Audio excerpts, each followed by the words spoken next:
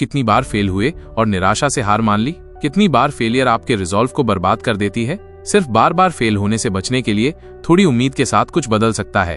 अगर आप हार से सफलता तक का रास्ता तय करना चाहते हैं तो शुरुआत यहीं से होनी चाहिए। इस समरी में हम फ्रॉम फेलियर टू सक्सेस किताब के बारे में बात करने जा रहे हैं, जिसे मार्टिन मेडोज ने लिखा है। किताब से आप फेलियर पर काबू पाने और सफलता हासिल करने के लिए रोज की जरूरी आदतों और एक्सरसाइजेस के बारे में सीखेंगे। परिचय किताब से पता चलता है कि हार असल में क्या है और इससे क्रिएटिव तरीके से कैसे निपटें, जो आपको सफलता हासिल करने में मदद करेगी। लेखक ने अपनी जिंदगी में कई फेलियर्स का सामना किया है। किताब में उन्होंने अपने बड़े एक्सपीरियंस को बताया है कि कैसे उन्होंने एक दोस्त के हार को बदल दिया और आखिरकार वो सफलता हासिल की जो वो सालों तक करने में हार रहे थे। हार जिंदगी की एक सच्चाई है। आप उस पर गुस्सा हो सकते हैं या उससे दोस्ती कर सकते हैं और इसे अपनी जिंदगी को बदलने के लिए एक टूल के रूप में इस्तेमाल कर सकते हैं। इसके बजाय अगर आप क्रिएटिव अप्रोच अपनाना चाहते हैं तो ये किताब आपकी मदद करेगी। आप भी मेंटल फ्लेक्सिबिलिटी विकसित कर सकते हैं और हार को सफलता में बदल सकते हैं। इस किताब को चुनने के बहुत से कारण हैं, लेकिन 2 सबसे महत्वपूर्ण कारण ये हैं। पहला, इसमें बहुत सारे अभ्यास हैं जिसे आप सीखने के लिए लागू कर पाएंगे। दूसरा ये, जब मैंने इस किताब को ऑर्डर किया तो मैं इस बुक किताब का दाम देखकर हैरान था और मुझे लगा बहुत से लोग तो ये किताब शायद ऑर्डर ही ना कर पाएं। और शायद इस किताब समरी को देखने के बाद सबको ये तय करके मदद मिलेगी कि इस किताब को ऑर्डर करके डिटेल में पढ़ें या नहीं। इस समरी को अंत तक बहुत ध्यान से पढ़ें और मुझे यकीन है कि आपको अपने सवालों के जवाब इस किताब में जरूर मिलेंगे। इस किताब से आप सीखेंगे हार के बारे में सोचने का एक अलग तरीका, 7 तरह की फेलियर्स और उन्हें कैसे संभालना है, सफलता के फ्रेंडली माइंडसेट को डेवलप करने और मेंटेन करने के लिए 5 रूल्स और प्रैक्टिसेस, हार से डील करने के लिए 5 स्टेप प्रोसेस, चलते रहने के लिए स्ट्रेंथ बिल्ड करने के लिए 3 मास्टर स्ट्रैटेजीज, हार मानने के 4 कारण। तो चलिए शुरू करते हैं। पार्ट 1, आपकी फेलियर की परिभाषा, डेफिनेशन क्या है? फेलियर का सीधा मतलब यह है कि जब आप किसी घटना से कुछ सीखने में फेल होते हैं तो वो आपका फेलियर है। अगर आप लगातार अपने कंफर्ट जोन से बाहर निकलते हैं और नई चीजों को आजमाते हैं तो आप हमेशा कुछ नया सीखेंगे और ये आपको मजबूत बनाएगा और आपको अपने लॉन्ग टर्म गोल्स को हासिल करने में मदद करेगा। यह आप ही हैं जो यह काबू करते हैं कि फेलियर का आपके भविष्य पर कितना असर पड़ेगा। आप फेलियर के बारे में अपने भरोसे को बदलने के लिए इस किताब में बताए मेटाफोर्स का इस्तेमाल कर सकते हैं। आप फेलियर के बारे में 3 पावरफुल मेटाफोर्स का इस्तेमाल कर सकते हैं। एक भूल भुलैया को नेविगेट करने के लिए फेलियर के बारे में सोचना, जिसमें हर एक फेलियर आपको अंत के करीब पहुंचने में मदद करता है। फेलियर को एक स्कल्पचर टूल के रूप में देखना और फेलियर को एक ऐसा फिल्टर मानना जो उन लोगों को खत्म कर देता है जो डेडिकेटेड नहीं है। एक्सरसाइज, फेलियर से सीखें। अगली बार जब आप फेल होते हैं तो गुस्से, निराशा, डिस्करेजमेंट या सेल्फ गिल्ट को छोड़ने के टेम्पटेशन को न अपनाएं। नेगेटिव भावनाओं को प्रोसेस करने के लिए खुद को समय दें और फिर उन लेसन्स की एक लिस्ट बनाएं जो आपने अपने डिजायर्ड रिजल्ट तक नहीं पहुंचने से सीखे हैं। पार्ट 2, 7 तरह के फेलियर्स और उन्हें कैसे संभालें। फेलियर 1, एक फेलियर से डील करना जिसे आप रोक नहीं सकते। पहला माइनर तरह का फेलियर वो है जिसे आप रोक नहीं सकते हैं, पर इसे बेहतर तरीके से संभालने के लिए आप बहुत कुछ कर सकते हैं। सबसे पावरफुल अप्रोच स्टोइसिज्म यानी कि वैराग्य की फिलॉसफी को अपनाना है। मतलब अगर कुछ आपके कंट्रोल से बाहर है तो आपको इसे स्वीकार करने और आगे बढ़ने की जरूरत है। एक्सरसाइज, अनकंफर्टेबल बदलाव स्वीकार करें। अपनी भावनाओं का न टालते हुए जानबूझकर अनकंफर्टेबल बदलाव को अपनाने का अभ्यास करें। सिर्फ बाहर निकलने या इनकार करने से चीजें खराब हो जाती हैं और खुद को याद दिलाएं कि कुछ चीजें आपके बस में नहीं हैं और ये असल में आपके लिए आराम का सोर्स बनना चाहिए, क्योंकि मैटर सेटल्ड है और आप आगे बढ़ने के लिए स्वतंत्र फ्री हैं। एक्सरसाइज, याद रखें कि सब कुछ टेम्पररी है। इस दर्शन को अपनाने से आपको 2 तरह से मदद मिल सकती है। आप चीजों को हल्के में लेना बंद कर देंगे और उन्हें बनाए रखने के लिए ज्यादा कोशिश करेंगे और आप चोट से डील करने में बेहतर होंगे। फेलियर 2, अनरियल उम्मीदों के कारण फेलियर से निपटना। दूसरा माइनर तरह की फेलियर अनरियल उम्मीदों के कारण फेलियर है। कुछ लोग एक ऐसे चक्र में फंस जाते हैं जिसमें वे बिना मतलब की उम्मीदें रखते हैं। वे फेल होते हैं, फिर से कोशिश करते हैं और जो कुछ वे हासिल कर सकते हैं उसके साथ अनरियल होने के कारण फिर से फेल हो जाते हैं। इस फेलियर को होने से रोकने के लिए उपाय, गोल तय करने से पहले सही रिसर्च करें। बेवकूफी अनरियल उम्मीदों की ओर जाती है जो आपको फेलियर की ओर ले जाती है। जब आप नए हो तो सावधान रहें। मान लें कि आप एवरेज रिजल्ट्स हासिल करेंगे और जादू होने के बजाय प्रूवन स्ट्रैटेजीज पर ध्यान करें। अगर आपकी आज की स्ट्रैटेजी काम नहीं कर रही है तो अपना अप्रोच बदलने के लिए तैयार रहें। जब आपका अप्रोच इफेक्टिव नहीं होता है तो जिद्दी होना काम नहीं करेगा। स्वीकार करें कि चीजें शायद ही कभी प्लानिंग के अकॉर्डिंग चलती हैं। आपको अपने गोल तक पहुंचने में आपकी उम्मीद से ज्यादा समय लग सकता है और आप शायद कम समय में जो हासिल कर सकते हैं उसे कम करके आंकेंगे। इसलिए सब्र रखें। फेलियर 3, ध्यान की कमी के कारण फेलियर से निपटना। तीसरा माइनर तरह का फेलियर ध्यान की कमी के कारण होता है। जब भी आप कई अलग अलग गोल्स पर अपना ध्यान लगाते हैं तो आप अपने परफॉर्मेंस में रुकावट डालेंगे। यह आपको तेजी से फेलियर की ओर ले जाएगा, क्योंकि कम जरूरी ऑब्जेक्टिव्स को छोड़े बिना जरूरी गोल्स तक पहुंचना इम्पॉसिबल है। इस तरह की फेलियर से बचने के लिए बड़े गोल्स को प्रायोरिटी दे और अपनी ज्यादातर एनर्जी उन्हें पूरा करने में लगाए। सफलता के लिए अपना ध्यान सीमित करना जरूरी है। बोरियत को गले लगाएं और उन चीजों से चिपके रहें जो आपके लिए अच्छा काम कर रही हैं, भले ही वे अब उतनी रोमांचक न हो जितनी शुरुआत में थी। एक्सरसाइज, एक्सट्रीम फोकस पर ध्यान दें, उस गोल के सार पर ध्यान दें जिस तक आप पहुंचना चाहते हैं। अक्सर आप सिर्फ एक जरूरी एक्शन पर ध्यान दे सकते हैं जो हर दूसरे एक्शन को आसान या बेकार बना देगा। ज्यादा क्लैरिटी और ध्यान हासिल करने के लिए ये एक्शन करें। फेलियर 4, डर से प्रेरित फेलियर से निपटना। चौथे तरह का फेलियर डर से ड्राइव होता है। इसे अनजान डर, रिजेक्शन का डर, अपनी पहचान खोने का डर और रिश्ते खोने के डर में बांटा जा सकता है। अनजान डर और रिजेक्शन के डर से निपटने के दौरान इसे रोकने का अकेला तरीका यह है कि आप अपने आप को उन मुश्किल और अनकंफर्टेबल सर्कमस्टेंसेस में डालें जिनमें आप अनजान या रिजेक्शन का सामना करते हैं। जितनी बार आप इसे करेंगे, आप इसके साथ उतने ही आसान होंगे। जल्द ही आप सीखेंगे कि असुविधा की उन नापसंद भावनाओं के बावजूद कैसे काम करना है, और डर आपकी जिंदगी में एक पैरालाइजिंग फैक्टर बनना बंद कर देगा। जब आप अपनी पहचान खोने के डर से फेल हो जाते हैं तो ऐसा इसलिए होता है क्योंकि आपकी जिंदगी के कुछ नेगेटिव पहलू होते हैं जिन्हें आप खुद को मानते हैं। अगर आप मोटापा, गरीबी, शर्मीलापन या किसी और नेगेटिव लक्षण को अपनी पहचान का हिस्सा मानते हैं तो उन्हें बाहर फेंकना डरावना और इनकन्वीनियंट है। लेकिन आपको महसूस करना होगा कि जिंदगी ही विकास है। जितनी जल्दी आप उन बुरी चीजों से छुटकारा पा लेंगे, आपकी जिंदगी उतनी ही बेहतर हो जाएगी। आखिर में लोगों को डर है कि जब वे काम करना शुरू करेंगे या अपने एडवेंचर गोल्स तक पहुंचेंगे तो वे कनेक्शन खो देंगे। ये डर बेबुनियाद नहीं है। कुछ लोग आपकी कोशिशों को अपने सेल्फ रिस्पेक्ट के लिए खतरा मानेंगे। सबसे अच्छा उपाय यह है कि आप ऐसे लोगों के साथ रहे जो इस तरह का बिहेव नहीं करते हैं और एक्टिव रूप से आपके गोल्स तक पहुंचने में आपकी मदद करेंगे। फेलियर 5, आत्म तोड़फोड़, सेल्फ सैबोटाज के कारण फेलियर से निपटना। पांचवी तरह का फेलियर आत्म तोड़फोड़, सेल्फ सैबोटाज के कारण होने वाला फेलियर है। जब किसी इंसान में अपने डर का डटकर सामना करने के लिए सेल्फ कॉन्फिडेंस की कमी होती है या भरोसा नहीं होता है कि वे किसी दिए गए गोल को हासिल कर सकते हैं, या इससे भी बदतर एक इंसान के रूप में अपनी वैल्यू पर भरोसा नहीं करते हैं, तो वे अपनी कोशिशों के साथ कॉम्प्रोमाइज करेंगे। ये बिहेवियर आमतौर पर ऐसे बहाने या सर्कमस्टांसेस बनाकर आते हैं जो फेलियर या इनएक्शन की ओर ले जाते हैं। एग्जाम्पल के लिए, एक इंसान अनजाने में किसी वजह से देर से जागना पसंद करेगा ताकि वे जॉब के इंटरव्यू के दौरान थके हुए दिख सकें और सफलता की पॉसिबिलिटी कम कर सकें। फिर अगर वे फेल हो जाते हैं तो सोचते हैं कि वे मुझे ये नौकरी इसलिए नहीं मिली क्योंकि मुझे देर तक उठना पड़ा। इस तरह की बातें कहकर वो अपने ईगो को डिफेंड करते हैं। एक्सरसाइज, डिफेंसिव पेसिमिज्म की प्रैक्टिस करें। इस तरह के फेलियर से निपटने के लिए पहला कदम अपने गोल पर भरोसा करना है। अगर आप अपने आप में भरोसा नहीं बना सकते हैं तो ये भरोसा बनाएं कि आप जिस गोल का पीछा कर रहे हैं वो कुछ ऐसा है जिसे आपको जरूर हासिल करना चाहिए। यह आपको इसे पूरा करने के लिए अपनी कैपेबिलिटीज में ज्यादा मजबूत भरोसा बनाने में मदद करेगा। दूसरा कदम सेल्फ डिसेबिलिटी यानी कि चिंता से बचने या अपने फेलियर को सही ठहराने के लिए रुकावटों और बहाने बनाने की स्ट्रैटेजी को कुछ ज्यादा इफेक्टिव तरीकों के साथ बदलना है।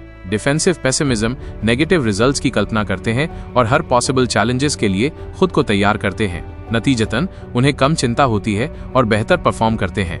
एक डिफेंसिव पेसिमिज्म बनने के लिए अपनी चिंताओं को एक एक करके देखें और उन्हें मैनेज करने के लिए स्ट्रैटेजी बनाएं। दूसरी ओर स्ट्रैटेजिक ऑप्टिमिस्ट मानते हैं कि चीजें ठीक हो जाएंगी और इससे उन्हें अपनी चिंता करने और हाई लेवल पर परफॉर्म करने में मदद मिलती है। ज्यादा आशावादी बनने के लिए अपने जीवन में हर फेलियर और सफलता के लिए पर्सनल जिम्मेदारी का दावा करते हुए अपने कंट्रोल को बदलें। सेल्फ कॉन्फिडेंस के लिए अपने कंफर्ट जोन को बढ़ाते हुए अनकंफर्टेबल सिचुएशंस में जाएं और नेगेटिव घटनाओं को बहाने के बजाय सबक में बदलने के लिए उन्हें फिर से देखें कि आप क्यों फेल हो रहे हैं। आखिर में एक काल्पनिक दुनिया में जिएं। इसका मतलब है इस भरोसे को अपनाना कि आगे बढ़ने की कोई लिमिट नहीं है। सफलता तक पहुंचने के लिए जरूरी टाइम लिमिट के बारे में रियलिस्टिक बने। उस सामाजिक प्रोग्रामिंग का रेजिस्टेंस करें जो आपको एवरेज रहने के लिए कहता है। जब भी आप अपने दिल की गहराई में महसूस करें कि आप सही हैं, तो आपको रोकने वाली सभी चीजों के खिलाफ जाने की हिम्मत करें।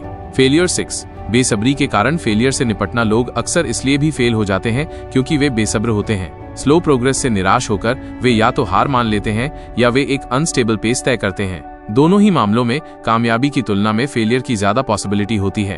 अगर आप अक्सर इसलिए फेल हो जाते हैं क्योंकि धीमी प्रोग्रेस आपको डिस्करेज करती है, तो गोल तक पहुंचने पर ध्यान करें, न कि सिर्फ एक तय टाइम लिमिट के अंदर उस तक पहुंचने पर। टाइम लिमिट आपकी जिंदगी को डायरेक्ट नहीं कर सकती। सावधान रहें कि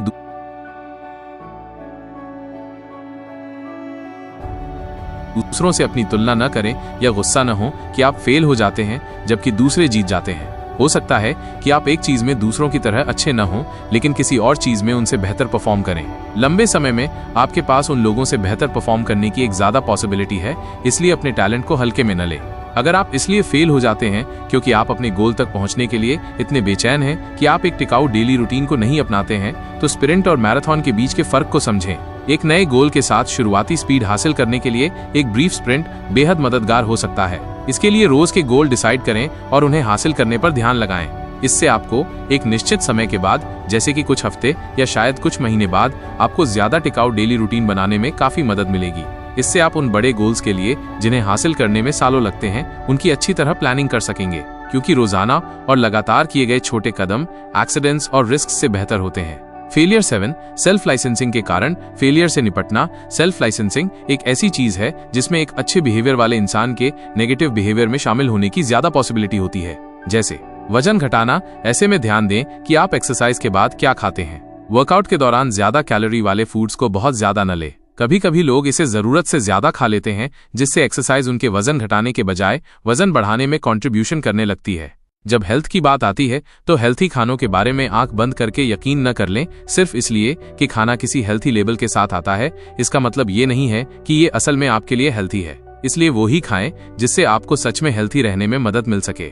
फाइनेंस में इस बात के लिए जागरूक रहें कि जब भी आप एक अच्छा फाइनेंशियल फैसला लेते हैं तो आप बेमतलब खरीद को न कह रहे होते हैं। इसलिए पैसे बचाने और कमाने के लिए होशियार रहें। एक स्मार्ट खरीदार बनने के लिए उन चीजों का स्टॉक न करें जिनकी आपको जरूरत नहीं है।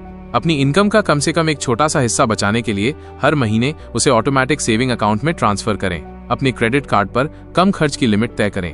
अपने उन फैसलों पर अपनी तारीफ करें जिन्हें लेने से आपने अपनी हेल्थ और इमेज में प्रोग्रेस की है, जैसे कि चॉकलेट खाने की बजाय एक हेल्दी सलाद खाना, आलस करने की बजाय एक्सरसाइज करना, आपको जितनी कैलोरी की जरूरत है उतनी कैलोरी का खाना खाना। Part 2, success friendly mindset develop करने और मेंटेन रखने के लिए 5 रूल्स और प्रैक्टिसेस। रूल 1, आपको अपनी जिंदगी मुश्किल तरीके से जीना चाहिए और लगातार अनसर्टेनिटी को अपनाना चाहिए।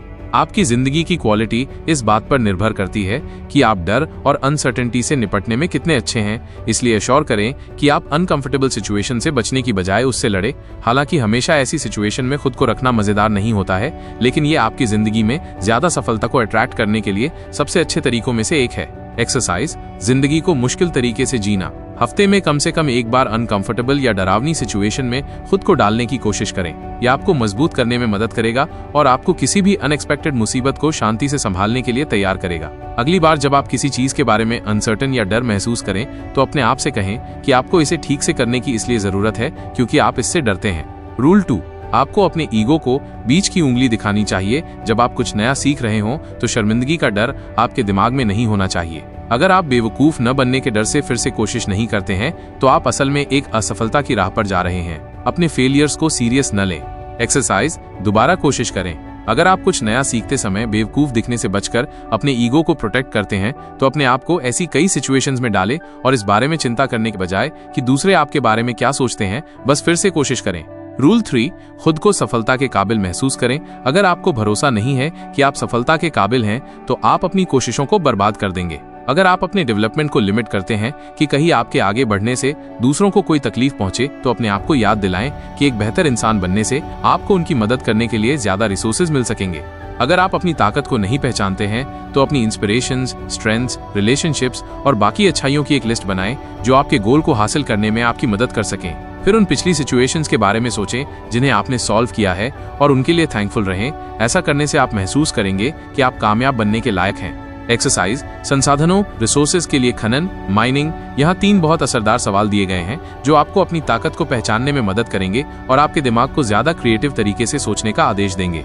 अपने आप से पूछें, क्या कारण है कि ये आपके लिए इतना जरूरी है कि आप अपने लक्ष्य को हासिल करें। इस सवाल का जवाब लिखने में जरूरी समय लें। आपके रीजंस जितने मजबूत होंगे, आपके सेल्फ कॉन्फिडेंस को बढ़ाना उतना ही आसान होगा। आपकी यूनिक स्ट्रेंथ्स या रिसोर्सेज क्या है जो आपको अपने गोल तक पहुंचने में मदद करेंगे। इसमें पर्सनल स्किल्स और क्वालिटीज के साथ साथ बाकी रिसोर्सेज जो आपके ऑब्जेक्टिव को हासिल करने में आपकी मदद कर सकते हैं, उन्हें लिखें। आपने अपने पिछले गोल्स को हासिल करने के लिए अपनी ताकत या रिसोर्सेज का इस्तेमाल कब और कैसे किया। रीजंस की लिस्ट बनाने के बाद आप मजबूत क्यों महसूस कर रहे हैं, इसमें जवाब में कुछ इस तरह की बातें लिख सकते हैं कि आप एक प्यार करने वाले व्यक्ति हैं, आप समय के पाबंद हैं, आप समय के पाबंद हैं, आपके पास ईमानदारी है, आप एजुकेशन को इंपॉर्टेंस देते हैं, या आप बड़ा सोचते हैं। इसे आप अपने सच्चे अंदरूनी सेल्फ कॉन्फिडेंस को हासिल करेंगे। जब भी आपको शक हो, अपनी लिस्ट को फिर से तब तक पढ़ें जब तक कि आप दोबारा से कॉन्फिडेंट न महसूस करने लगें। रूल 4, आपको पर्सनल जिम्मेदारी लेनी होगी। अपनी हर सक्सेस और फेलियर के लिए पर्सनल जिम्मेदारी लें। ये सभी सक्सेसफुल लोगों द्वारा अपनाई जाने वाली स्पेशलिटी है। एक्सरसाइज, जिम्मेदारी स्वीकार करना। इसके लिए इन 4 स्टेप को फॉलो करें। पिछले एक्सपीरियंसेस के बारे में याद करें जिनसे आप निकल आए थे। अपनी कम से कम पिछले किसी एक फेलियर को याद करें जिसकी वजह आप बाहरी किसी फैक्टर को मानते हैं। उन ऑप्शंस को अपनाएं जो आपको प्रेजेंट और फ्यूचर में चैलेंजिंग रहने में योगदान दें। और आखिर में अपनी वोकैब्युलरी से मेरे पास कोई ऑप्शन नहीं है जैसे शब्दों को हटा दें और इसके बदले ये जोड़ें कि मैं इसे कैसे कर सकता हूँ। रूल 5, आप जो चाहते हैं उसे पहचानें और इसके बाद आगे बढ़ें। आप अपनी जिंदगी में जो चाहते हैं उसे आपको पहचानना चाहिए और उसके पीछे जाना चाहिए। अपनी जिंदगी के बारे में साफ नजर रखने से आपको सही मौकों पर ध्यान देने और उनका फायदा उठाने में मदद मिलेगी। लेकिन अगर आप ऐसा नहीं करते हैं तो अवसरों का फायदा न उठाकर सफल नहीं बन सकेंगे और जिंदगी के बारे में अफसोस होगा। एक्सरसाइज, एक विजन बनाएं। अपना खुद का एक विजन बनाएं कि आप अपनी पूरी जिंदगी को कैसे जीना चाहते हैं और उन गोल्स की एक लिस्ट बनाएं जिन तक आप पहुंचना चाहते हैं ताकि सही मौके के सामने आने पर उन्हें पहचानने में मदद मिले। अपनी हेल्थ, रिलेशनशिप्स, मनी और पूरी जिंदगी को ध्यान में रखकर अपना विजन बनाएं। पार्ट 3, फेलियर से निपटने और बाउंस बैक करने के लिए 5 स्टेप प्रोसेस। स्टेप 1, फेलियर को प्रोसेस करें। फेलियर से निपटने के लिए पहला स्टेप इसे प्रोसेस करना है। फेलियर आपको कमजोर महसूस कराता है और ये जिंदगी को चुभेगी भी। ये इस हद तक हो सकता है कि आप शायद रेजिग्नेशन देने की सोचें या बहुत उदास महसूस करें। ये सब मामूली है और आपको इन भावनाओं को नकारना नहीं चाहिए। जब आप फेल होते हैं तो आप शायद सुन्न हो जाते हैं, इससे इनकार करते हैं और इसकी वजह से होने वाली भावनाओं को दबा देते हैं। ऐसे में कुछ लोग हैरान होते हैं और अगली बार सफल होने की आशा खो देते हैं। इसकी बजाय फेलियर से निपटने के लिए जो हुआ उसे एक्सेप्ट करें और आगे बढ़ें। इंसान को इमोशनल डाइवर्सिटी की जरूरत होती है। फेलियर के बाद उदासी या डिस्करेजमेंट आखिर में एक अलग स्टेट में बदल जाता है। सबसे ज्यादा पॉसिबिलिटी होती है कि ये गुस्से में बदल जाए। स्टेप 2, अपने आप को माफ करें। फेलियर से निपटने के लिए दूसरा स्टेप खुद को माफ करना है। कुछ लोग जो फेलियर का एक्सपीरियंस करते हैं वे खुद से नफरत करना शुरू कर देते हैं, जबकि ये बिल्कुल भी सही नहीं है। आपको अपनी हार के लिए खुद को माफ करके अपना सेल्फ कॉन्फिडेंस वापस हासिल करना चाहिए। सेल्फ क्रिटिसिज्म को सेल्फ कंपैशन में बदलना सीखना फेलियर से निपटने और नए सेल्फ कॉन्फिडेंस को वापस हासिल के लिए जरूरी है। एक्सरसाइज, अपने सबसे अच्छे दोस्त बने।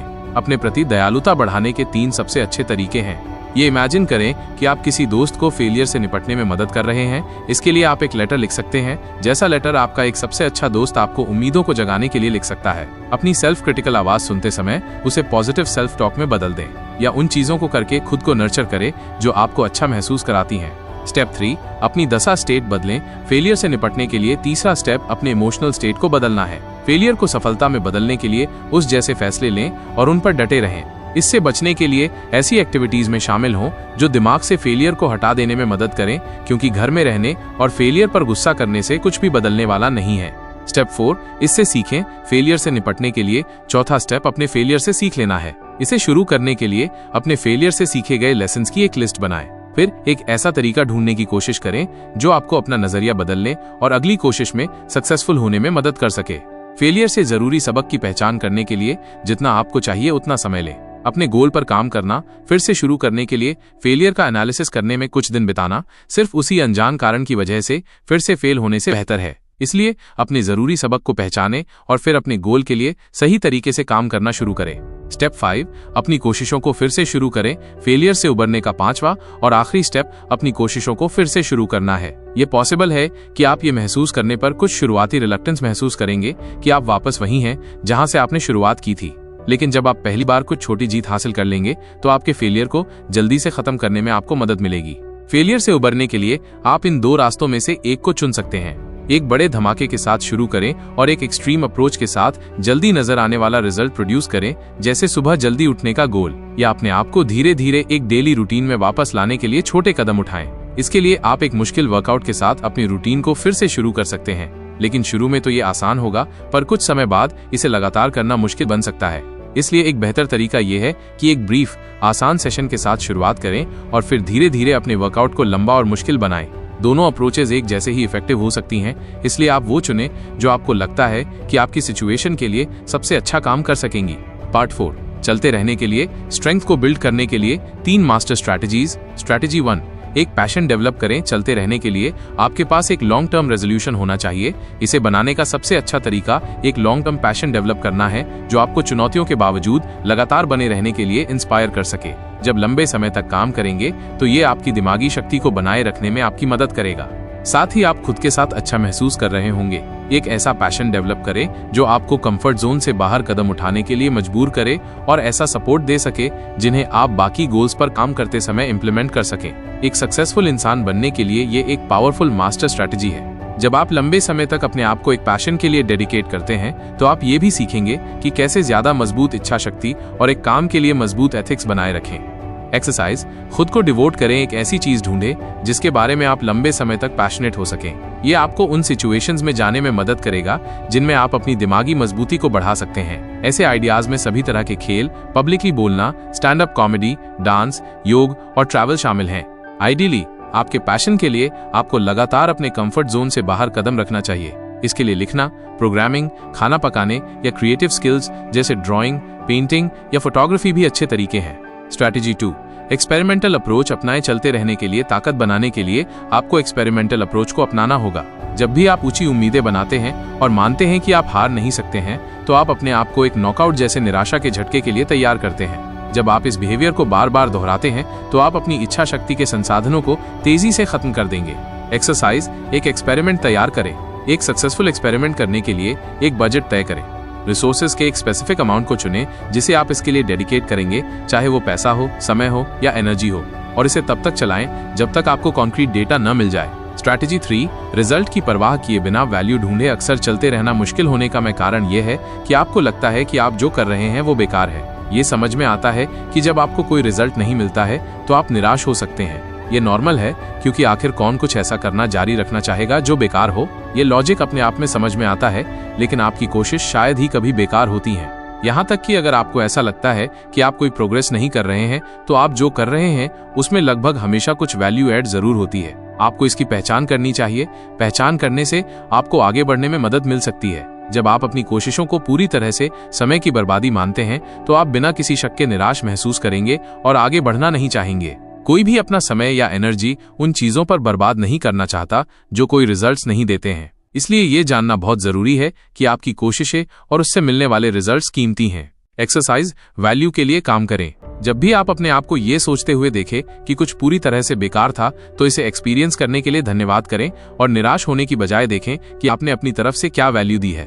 पार्ट 5, हार मानने के 4 कारण। रीजन 1, अगर ये आपके अनुकूल नहीं है तो इसे छोड़ दें। अगर आप किसी चीज का सिर्फ इसलिए पीछा कर रहे हैं क्योंकि समाज आपको ऐसा करने के लिए कहती है, जैसे कि कॉलेज जाना या किसी ऐसी जॉब में काम करने के मामले में जिससे आप नफरत करते हैं, तो आप उन रिसोर्सेज को बर्बाद कर रहे हैं जिन्हें अपनी जिंदगी में किसी वैल्यूएबल चीज के लिए खर्च कर सकते थे।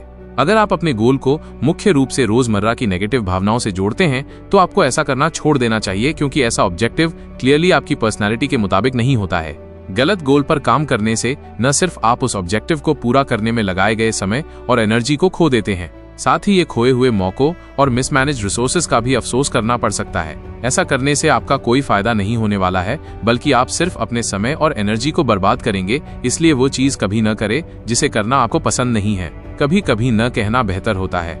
रीजन 2, अगर आप अपने मनचाहे परफॉर्मेंस या अचीवमेंट के लेवल को हासिल नहीं करते हैं तो हार मान लें। अपना गोल तय करते समय इस बात को डिफाइन करें कि आप अपनी कोशिशों से सेटिस्फाइड महसूस करने के लिए अचीवमेंट के किस लेवल तक पहुंचना चाहते हैं। अगर आपका परफॉर्मेंस अचीवमेंट से कम है तो या तो अपनी कोशिशों को बढ़ाएं या आपको हार मान लेनी चाहिए।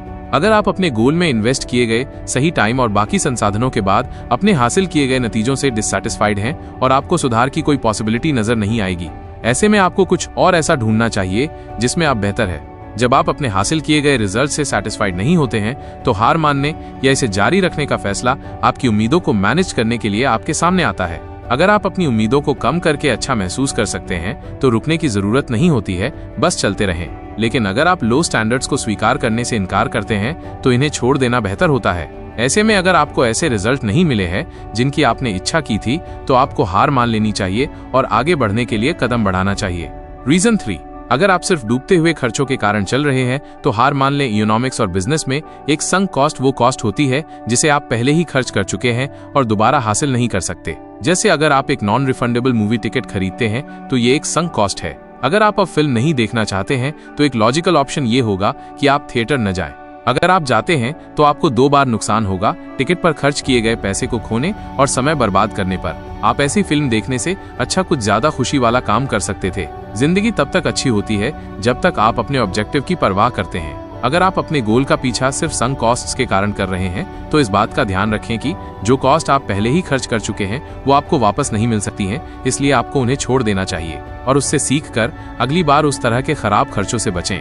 रीजन 4, अगर आप लगातार कैचअप करने से खेल रहे हैं तो हार मान लें। अगर आप अपने गोल के साथ लगातार पीछे रह जाते हैं तो शायद आप जिस गोल का पीछा कर रहे हैं वो आपके लिए उतना जरूरी नहीं है जितना आपको लगता है, या फिर आपको इस ऑब्जेक्टिव के लिए समय निकालने के लिए बाकी गोल्स को छोड़ना होगा। अगर आप अपने गोल के लिए समय नहीं निकाल पाते हैं लेकिन आपको बाकी काम करने के लिए समय मिल जाता है तो ये इस बात का साइन देता है कि आपकी इंस्पिरेशन काफी मजबूत नहीं है या आपका ऑब्जेक्टिव अब आपके लिए आपकी प्रायोरिटी नहीं है। अगर आप अपने गोल पर काम करना चाहते हैं लेकिन बाकी चीजें लगातार आपका ध्यान भटका रही होती हैं तो आपको अपने जरूरी गोल के लिए समय निकालने के लिए उन चीजों को छोड़ना होगा जो आपका ध्यान भटका रही होती है। जिस तरह एक साथ कई काम करने की कोशिश करने से आपका परफॉर्मेंस कम हो जाता है, उसी तरह बहुत से गोल्स का पीछा करने से भी आपका परफॉर्मेंस कम हो जाता है। अगर आप लगातार अपने गोल के साथ कैचअप खेल रहे हैं, अगर आप बाकी चीजों के लिए समय निकाल सकते हैं लेकिन शायद ही कभी अपने जरूरी गोल के लिए समय नहीं निकाल पा रहे हैं, तो शायद अब आप उस गोल की परवाह नहीं करते हैं जैसा आप पहले करते थे, और तो आपके लिए ये बेहतर हो सकता है कि आप उस गोल के लिए हार मान लें। अगर आप कुछ कम जरूरी गोल्स को छोड़ देते हैं और अपने मेन पर्पस पर ज्यादा ध्यान फोकस करते हैं तो आप जरूरी गोल्स को हासिल कर सकेंगे। निष्कर्ष तो दोस्तों, फ्रॉम फेलियर टू सक्सेस किताब से फेलियर को सक्सेस में बदलने के रास्ते के बारे में जाना। किताब में फेलियर को खत्म करके सक्सेस की तरफ आगे बढ़ने के लिए बहुत से जरूरी आदतों और एक्सरसाइज के बारे में बताया गया है जिन्हें आप रोज इस्तेमाल कर सकते हैं। किताब की मदद से आप फेलियर का सामना कर अपनी जिंदगी में आगे बढ़ सकते हैं। मुझे उम्मीद है आपने किताब के जरूरी पहलुओं को अच्छे से समझ लिया होगा और सक्सेस के आप इन्हें अपनी जिंदगी में इस्तेमाल करेंगे। अब आपको ये पता है फेलियर के बारे में सोचने का एक अलग तरीका, 7 तरह की फेलियर्स और उन्हें कैसे संभालना है, सक्सेस के फ्रेंडली माइंडसेट को डेवलप करने और मेंटेन करने के लिए 5 रूल्स और प्रैक्टिसेस, फेलियर से निपटने के लिए 5 स्टेप प्रोसेस, चलते रहने के लिए, स्ट्रेंथ बिल्ड करने के लिए 3 मास्टर स्ट्रैटेजीज, हार मानने के 4 कारण हैं।